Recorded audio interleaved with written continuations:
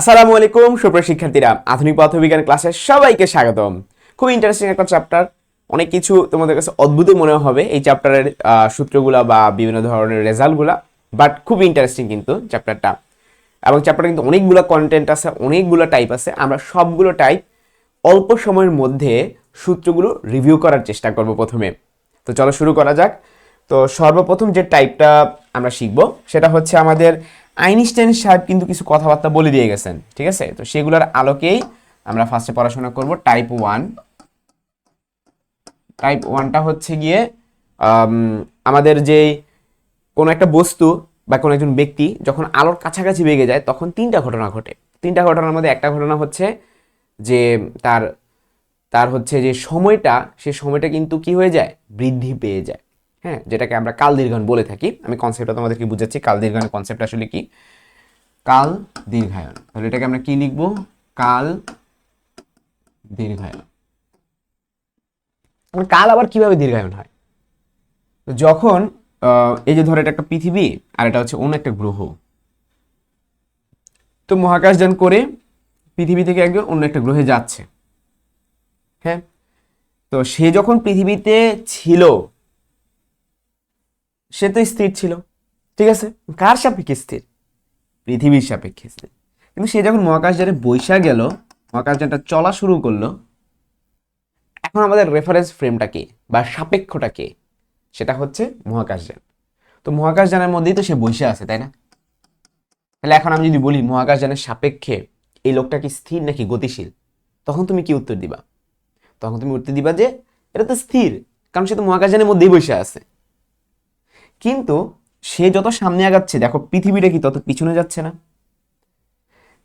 পৃথিবীটাকে আমরা সবসময় স্থির ধরে নিই, বাট যখন মহাকাশযান করে তুমি যাবা তখন পৃথিবীটাকে তোমার গতিশীল মনে হবে। জাস্ট লাইক যে তুমি ধরো ট্রেনে করে যাচ্ছ, সামনের দিকে আগাচ্ছ, একটা গাছ পিছনের দিকে আসতেছে, তোমার কাছে মনে হবে গাছ পিছনের দিকে আসতেছে, ঠিক আছে? তার মানে সেই ক্ষেত্রে ট্রেনের সাপেক্ষে বা তোমার সাপেক্ষে গাছটা গতিশীল। ঠিক সেরকম যখন তুমি মহাকাশযানে বসে আসো তখন তুমি হচ্ছে স্থির, আর পৃথিবীতে যে থাকবে বা যত ঘটনা ঘটবে সেগুলো হবে গতিশীল। তার মানে ব্যাপারটা দাঁড়াচ্ছে হচ্ছে মহাকাশযানে, তাহলে আমরা ফার্স্টে কাল দীর্ঘায়ন শিখবো। মহাকাশযানে সময়, মহাকাশযানের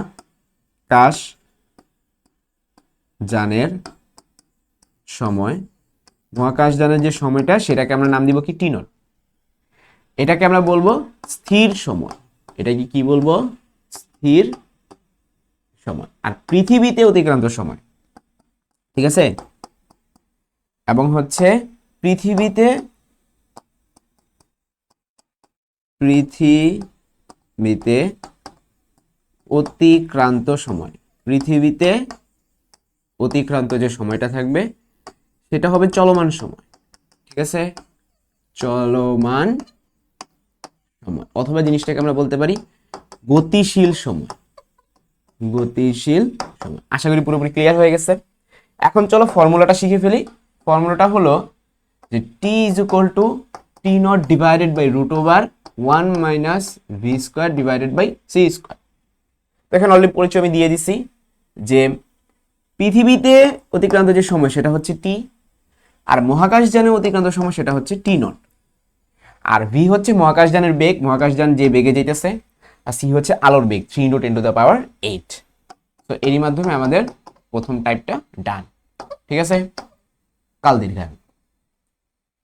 এখন চলে যাব টাইপ টু। টাইপ টু ভর বৃদ্ধি, অর্থাৎ এম এর মান কিন্তু এখন বেড়ে যাবে।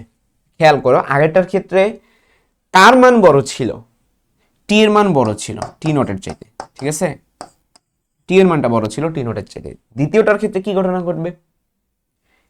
আমরা আগের মতো যদি চিন্তা করি যে এম এবং এম নট সূত্রের মধ্যে বৃদ্ধি লেখা, তো তাহলে আগের মতোই ঘটনা ঘটবে যে এম এম নটের চাইতে বড় হবে, কারণ নটগুলো হচ্ছে স্থির।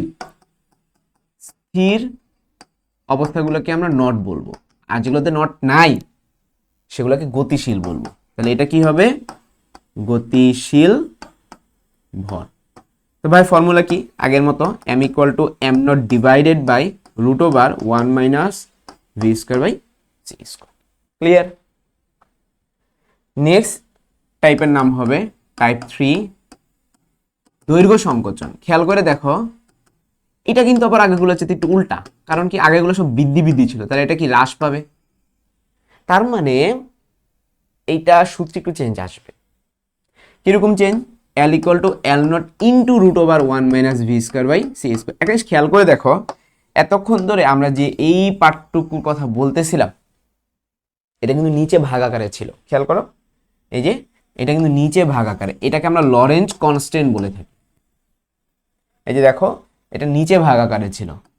নিচে ভাগ আকারে এটা থাকলে এই মানটা বড় হয় কেন? কারণ এই মানটা হচ্ছে একের চেয়ে ছোট, তো একের চেয়ে কোনো ছোট একটা সংখ্যা দিয়ে ভাগ করলে মানটা বড় হয়ে যায়। তার মানে টি এর মান বড়, এম এর মান বড়, কিন্তু এল এর মান বড় হবে না, কারণ এই জিনিসটা বা লরেঞ্জ কনস্ট্যান্টটা ভাগ আকারে নাই, আছে গুণ আকারে। এখন কোন একটা সংখ্যাকে যদি তুমি একের চেয়ে ছোট সংখ্যা দিয়ে গুণ করো, এটা তো একের চেয়ে ছোট, কিভাবে বুঝছি? কারণ দেখো ভি এর মান তো সি এর চেয়ে ছোট, তাহলে v square by C square কি হবে? একের চেয়ে ছোট। আচ্ছা, এখন এক মাইনাস একের চেয়ে ছোট একটা কোনো সংখ্যা একের চেয়ে ছোট, একের চেয়ে ছোট কোনো একটা সংখ্যা তুমি রুট করো, একের চেয়ে ছোট। এর জন্য তো একের চেয়ে ছোট তুমি একটা সংখ্যাকে যদি এল নোট দিয়ে গুণ করো, তাহলে কে বড় হবে? এল বড় হবে নাকি এল নোট বড় হবে? অবশ্যই এল নোট বড় হবে, কারণ কি এই পার্সনটা এই ছোট হবে। ঠিক আছে, তুমি মনে মনে ধরতে পারো, ধরো এল নোটের মান 1 আর এই মানটা একের চেয়ে ছোট, ধরো 0.5, তাহলে এল এর মান কত আসতেছে? 0.5 আসতেছে। তাহলে কে বড় হইলো? এল নোট বড় হইলো। সো এখানে চোখ বন্ধ করে বলে দিবা যে এল নোট ইজ গ্রেটার দেন এল। এখন পরিচয়টা কি ভাইয়া? পরিচয়টা হচ্ছে এল নোট হলো যেগুলো নিচে নট থাকে সেগুলো হচ্ছে প্রকৃত বা স্থির। এটাকে আমরা কি বলবো? প্রকৃত অবলিক স্থির দৈর্ঘ্য। প্রকৃত অবলিক স্থির দৈর্ঘ্য। এটাকে কি বলবো? গতিশীল দৈর্ঘ্য। ঠিক আছে, গতিশীল দৈর্ঘ্য। তো এরই মাধ্যমে আমাদের তিনটা টাইপ ছিল আপেক্ষিকতা তত্ত্ব অনুযায়ী, সেগুলো আমরা তিনটে শিখে ফেলছি। এখন আরেকটা টাইপ আছে, সেটা হচ্ছে ঘনত্ব। সেটা একটু কম আসে, বাট শিখাই দিই। হ্যাঁ, ঘনত্ব টাইপ 4। ঘনত্ব এটা ডিরেক্টলি বই নাই, এটা মানে হচ্ছে ওগুলা থেকে বানানো যায়। তো আমরা জানি ঘনত্ব রো ইজ ইকুয়াল টু কত? M divided by v. এখন ধরো গতিশীল অবস্থায় আমি ঘনত্বটা নির্ণয় করতে চাই, গতিশীল। ঠিক আছে, তাহলে সূত্র কি হবে? Rho is equal to m by v, যেখানে এম মানে কি? এম মানে হচ্ছে গতিশীল ভর, আর ভি মানে কি? গতিশীল আয়তন। এখন একটা কনসেপ্ট তোমাদের কি বলি, ধরো এই যে একটা মাঠ, তুমি এই বরাবর আলোর কাছাকাছি বেগে যাচ্ছ, তাহলে শুধুমাত্র এই বরাবরই তার দৈর্ঘ্য চেঞ্জ হবে, বাকি বরাবর চেঞ্জ হবে না। মানে এই বরাবর নো চেঞ্জ। কি বলছি বুঝতে পারছো? এই বরাবর চেঞ্জটা আসবে, যেই বরাবর যাবে, যে ভি এর মান যদি সি এর কাছাকাছি হয়, সি এর সমান না, সি এর কাছাকাছি যদি হয়, তখন আমাদের চেঞ্জটা আসবে তুমি যেই বরাবর যাবা সেই বরাবর। ঠিক আছে, অথবা এই বরাবর যদি ভেলোসিটি থাকে, তাহলে এই বরাবর নো ভেলোসিটি, নো ভেলোসিটি। তাহলে যেই বরাবর যায় সেই বরাবরই তার চেঞ্জটা হয়। তাহলে জিনিসটাকে আমরা এভাবে বলতে পারি, তার দৈর্ঘ্য বরাবর চেঞ্জ হইলেও তার বাকি বরাবর কোনো চেঞ্জ হবে না। তার মানে ভি মানে যেহেতু আমরা জানি এল ইন্টু এ, মানে দৈর্ঘ্য গুণন ক্ষেত্রফল, তার এল এর চেঞ্জ আসবে কিন্তু এর চেঞ্জ আসবে না। ঠিক আছে, তাহলে এটাকে আমরা আগের যে এরিয়া ছিল সেটাই তো বলতে পারি। আগে কি ছিল? আগে নট ছিল, এ নট ছিল।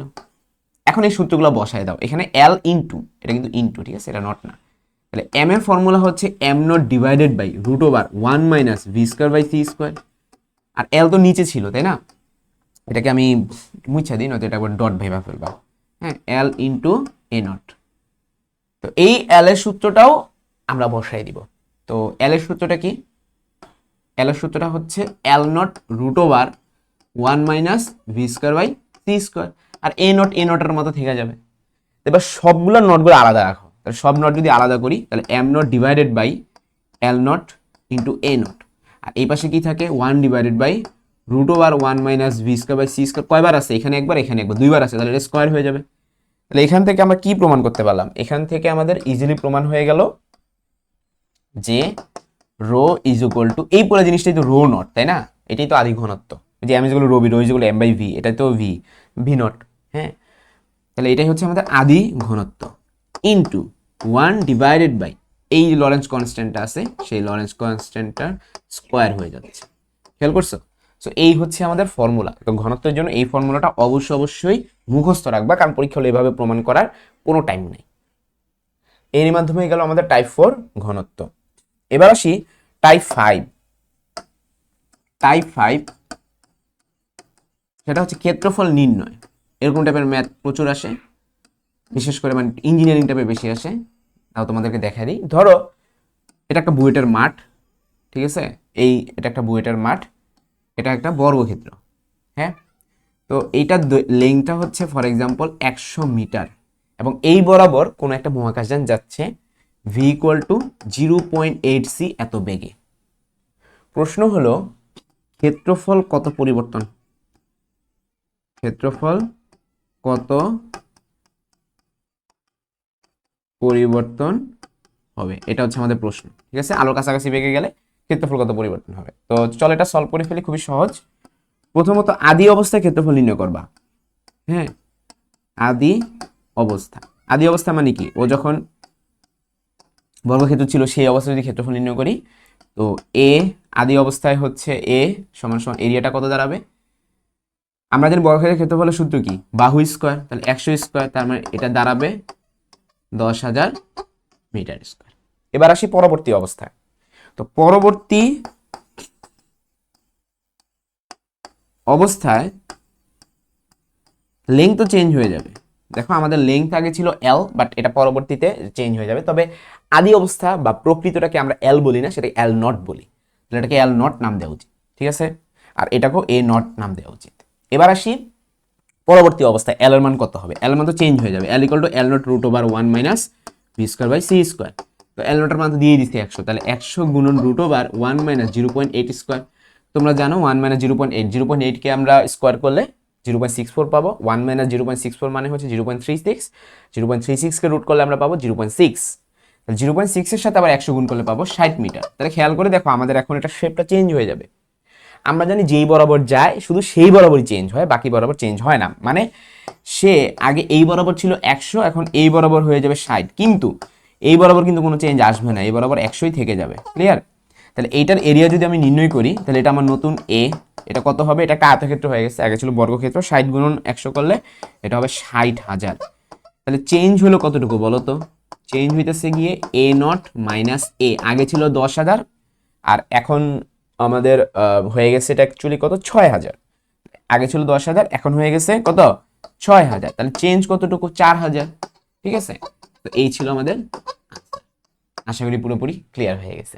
খুবই সুন্দর একটা ম্যাথ, এগুলা একটু অ্যাডভান্স ম্যাথ, তো বাট তোমাদেরকে শিখিয়ে দিলাম। তো এরই মাধ্যমে আমাদের এই রিলেটেড প্রবলেমগুলো সব সলভ হয়ে গেল। এখন চলে যাচ্ছি হলো টাইপ 6। টাইপ 6 সেটা হচ্ছে আমাদের সে বিখ্যাত E equal to MC square. ঠিক আছে, তো E equal to MC square নিয়ে একটু আমি নাড়াচাড়া করবো এখন। এখানে অ্যাকচুয়ালি এগুলো মিনিং কি, তো বিজ্ঞানী আইনস্টাইনের সূত্রটা দিয়েছেন। এই সূত্রে এই এম যেটা, এটা অ্যাকচুয়ালি হলো গতিশীল ভর। একটু আগে যে আমরা যে এম শিখছি না, সেইটাই গতিশীল ভর। আর ই মানে হচ্ছে গিয়ে আমাদের শক্তি। এখন কথা হলো, আমার তো একটা ভর আছে, ধরো আমার ভর হচ্ছে 60 কেজি। এই 60 কেজিকে যদি আমি 3×10⁸ দিয়ে স্কোয়ার দিয়ে গুণ করি, তাহলে আমি যে এনার্জিটা পাবো, আমার কি এই এনার্জিটা জমা আছে? আসলে ব্যাপারটা তা না। সেটা হচ্ছে যদি আমরা ভরকে যদি এনার্জিতে কনভার্ট করতে পারি, তখনই এত এনার্জি জমা থাকবে। আশা করি বুঝতে পারছো। এই কাজটা কিন্তু ইজি না, খুবই কঠিন, বাট করা সম্ভব। তাহলে ভরকে এনার্জিতে কনভার্ট করা যায়, এনার্জিকে ভরে কনভার্ট করা যায়। এখন এইটা দেখে অনেকের মনে হতে পারে যে যেহেতু এখানে গতিশীল ভর, তাহলে এটা মনে হয় গতিশীল শক্তি। না, এটা গতিশীল শক্তি না, এটা মোট শক্তি। কেমনে, আমি তোমাদেরকে টাইপ 7 খুব সুন্দর মতো বুঝিয়ে দিতে পারবো। তো টাইপ 7 নাম হবে গতিশক্তি। গতিশীল অবস্থায় শক্তি। ঠিক আছে, এই হচ্ছে আমাদের টাইপের নাম। তো ফার্স্ট অফ অল, যে কোনো এনার্জিকে আমরা দুইটা পার্টে ভাগ করতে পারি। একটা হচ্ছে তার কাইনেটিক এনার্জি, আর একটা হচ্ছে কি পটেনশিয়াল এনার্জি। ওকে, তো একটা বস্তু যখন আলোর কাছাকাছি বেগে যায়, তখন তার টোটাল এনার্জি ই টোটাল আমি নাম দিতে পারি। তখন তার ই টোটালটা কত হয়, এমসি স্কোয়ার হয়। আর যখন কোন একটা বস্তু স্থির থাকে, সে তার হচ্ছে সাম্যাবস্থা অবস্থানে থাকে তখন সেটাকে আমরা বলে থাকি ইপি। তাহলে ইপিটাই হচ্ছে আমাদের কি এম নট সি স্কোয়ার, ঠিক কিনা? এম সি স্কোয়ার এবং এম নট সি স্কোয়ার মধ্যে পার্থক্যটা বুঝতে পারছি, যে ই টোটালটা হচ্ছে গতিশীল ভরের জন্য আর ইপিটা হচ্ছে স্থির ভরের জন্য। তাহলে এখন কোশ্চেন হলো ভাইয়া ইকেটা তাহলে কত? তাহলে ইকে সমান সমান হবে এই পাশ থেকে যদি ওই পাশে নিয়ে যাই M C square minus M not C square, অথবা ইকে এর বেসিক ফর্মুলাটা আমরা পেয়ে গেলাম M into C square minus এই C square into C square যদি আমি কমন নেই তাহলে এম মাইনাস এম নট থাকতেছে। এটা দিয়ে দেখবা তোমাদেরকে অনেকগুলা ম্যাথ করা, ঠিক আছে? আজকে দেখবা এগুলোর উপর আমরা কিছু প্রবলেম সলভ করবো। সো এরই মাধ্যমে আমাদের টাইপ 7ও শেষ। এখন চলে যাচ্ছি আমাদের পরবর্তী টাইপে, টাইপ 8, সেটা হচ্ছে photo electric effect. Photo electric effect, ঠিক আছে? বা আমরা এটাকে ফটোতড়িৎকেও বলতে পারি। ধরো তোমার কাছে একটা পাত আছে, সেই পাতে অবশ্যই ইলেকট্রন আছে, বাট সেই ইলেকট্রনগুলা যথার্থ এনার্জি সে পাচ্ছে না। তুমি কি করলে, একটা ফোটন দিয়ে ওকে বাড়ি মারলা একটা নির্দিষ্ট এনার্জি ই নিয়ে। এবার ই এর ফর্মুলা হচ্ছে এইচ এফ, আবার এইচ সি বাই ল্যামডাও বলা যায়।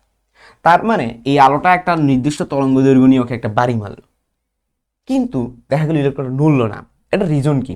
ধরো একটা ট্রাক, তাহলে আমি একটা এক্সাম্পল দিয়ে বুঝাই। ধরো কোন একটা ট্রাক আছে, ঠিক আছে? এই যে একটা ট্রাক, এই ট্রাকটায় নড়াইতে গেলে ধরো মিনিমাম 20,000 জুল এনার্জি লাগে, ঠিক আছে? মিনিমাম ধরো তুমি কি করলা, তুমি সেখানে 19,000 জুল বল প্রয়োগ করলা, এনার্জি প্রয়োগ করলা, বাট এটা নড়বে না, কারণ মিনিমাম লাগবে 20,000। তুমি একটা কাজ করলা, তুমি 22,000 জুল প্রয়োগ করলা, তাহলে কি ঘটনা ঘটবে বলো তো? 22,000-এর মধ্যে 20,000 ইউজ হবে ট্রাকটা জাস্ট নড়ানো শুরু করতে, বাকি 2,000 কি নষ্ট হয়ে যাবে? না, বাকি 2,000 অন্য শক্তিতে রূপান্তরিত হবে। আমরা জানি শক্তি আসলে নষ্ট হয় না বা সৃষ্টি হয় না, এক শক্তি থেকে আরেক শক্তিতে রূপান্তরিত হয়। তো আমার কোশ্চেন হলো কোন শক্তিতে রূপান্তরিত হবে, সেটা উত্তর হচ্ছে গতিশক্তিতে।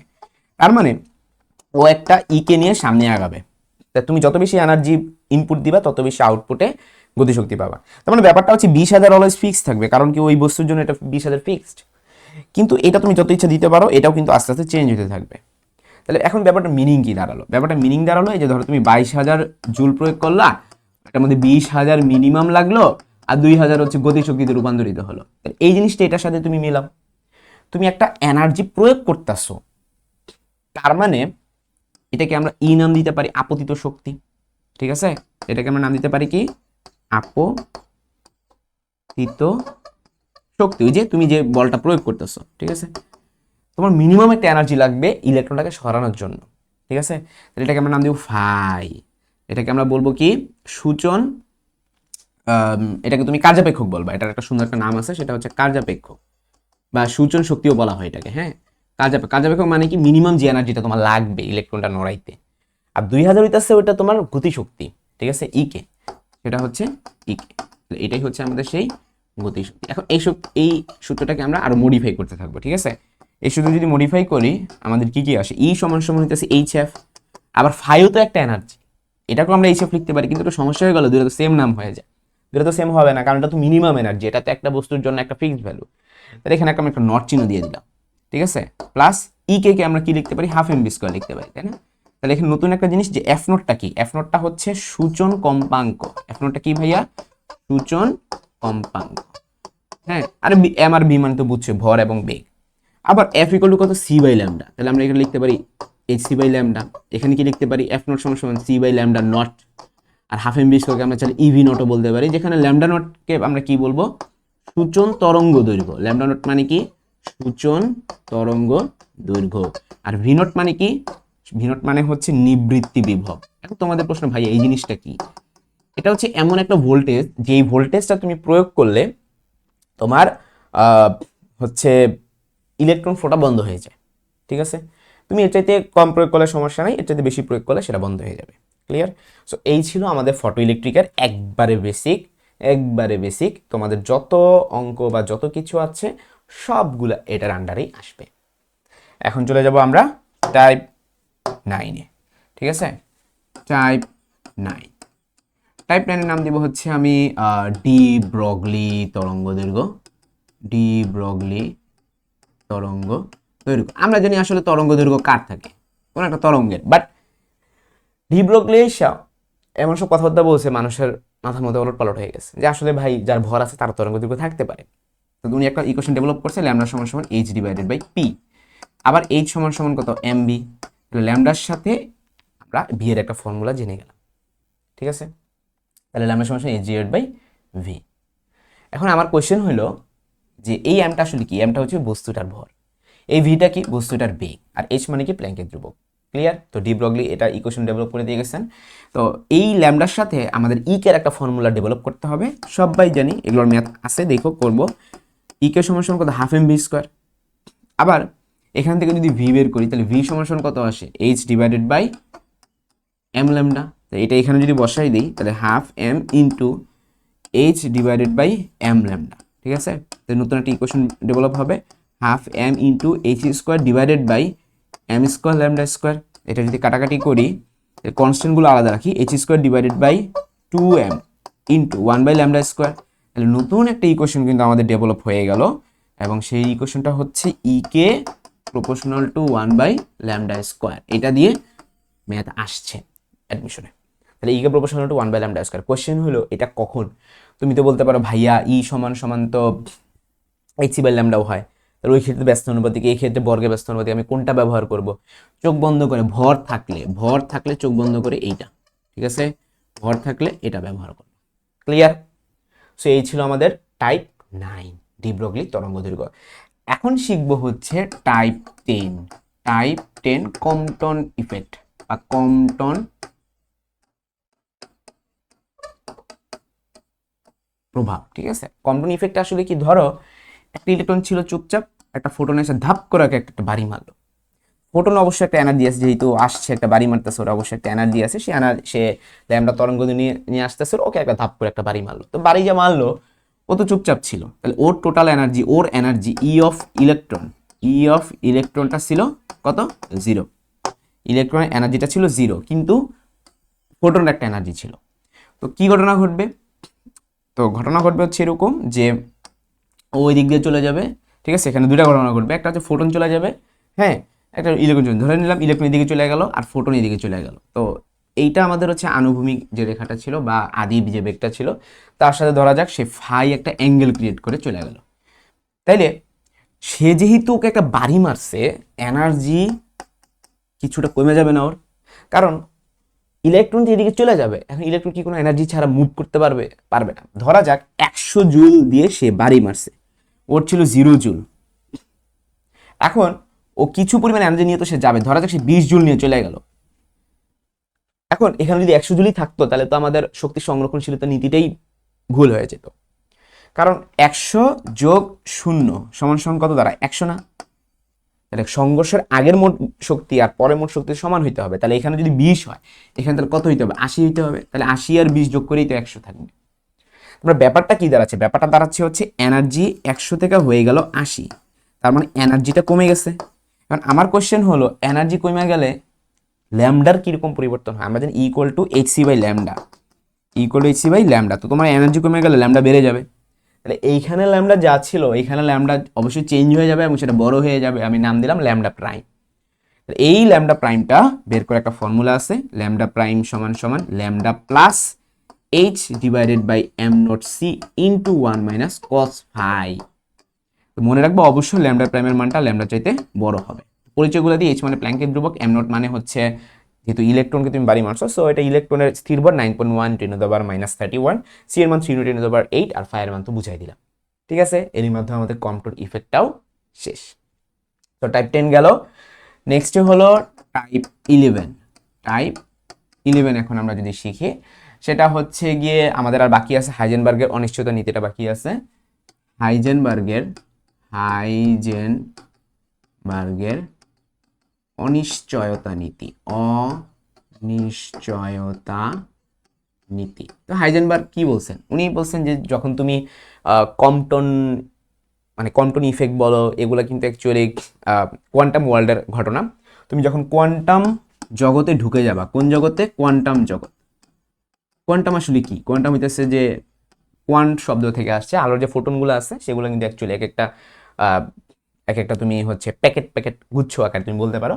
তো এগুলা আলোর কাছাকাছি বেগে যায়, তারপরে হচ্ছে ফোটন আলোর বেগে যায়, বাট কোয়ান্টাম যে জগৎ আছে সেখানে আলোর কাছাকাছি বেগে সব কিছু মুভ করে এবং তারা খুবই ক্ষুদ্রাতে ক্ষুদ্র হয়ে থাকে। তখন কিন্তু আমাদের রিয়েল লাইফের ঘটনাগুলো সে মানে না, অর্থাৎ নিউটনের সূত্রগুলো সে মানে না, তখন সে আইনস্টাইনের সূত্রগুলো মানে।